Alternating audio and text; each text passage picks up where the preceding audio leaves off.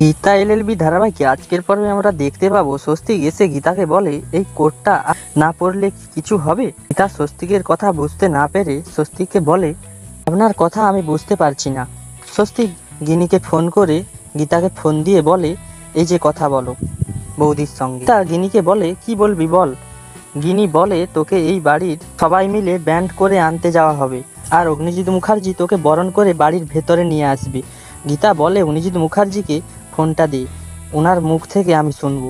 অগ্নিজিৎ মুখার্জি গিনি যেগুলো বলেছে গীতাকে সেই কথাগুলো বলে এবং গীতাকে একটা শর্ত দেয়, কোর্টের আশেপাশে যেন না আসে, ওই ড্রেস পরে যেন আর ওকালতি না করে। গীতা রাজি হয়ে উল্টে অগ্নিজিৎ মুখার্জিকে শর্ত দেয় কৃপানের বিরুদ্ধে কেস লড়তে এবং ক্ষিতীশের বিরুদ্ধে কেস লড়লে মুখার্জি বাড়িতে গীতা আসবে। অগ্নিজিৎ মুখার্জি বলে কখনোই সম্ভব নয়। গীতার মা গীতাকে বলে তুই কালই আমার বাড়ি বিদায় নিয়ে স্বস্তিকের সঙ্গে মুখার্জি বাড়ি যাবি।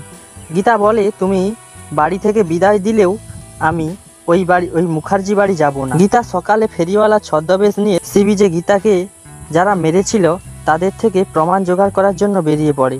ঢালিবাবু গীতাকে ফোন করে বলে নিপা ও দীপু একসঙ্গে চা খাচ্ছি, পুলিশরা চারিদিকে ঘিরে রেখেছি, তুমি তাড়াতাড়ি এসো। গীতা বলে আচ্ছা আমি যাচ্ছি। তো বন্ধুরা, গীতাকে মারার জন্য নিপা ও দীপুর থেকে প্রমাণ জোগাড় করতে পারবে গীতা? আপনাদের মতামত অবশ্যই কমেন্টে জানিও। আরও নতুন নতুন আপডেট পেতে আমাদের চ্যানেলটিকে লাইক ও সাবস্ক্রাইব করে পাশে থাকুন।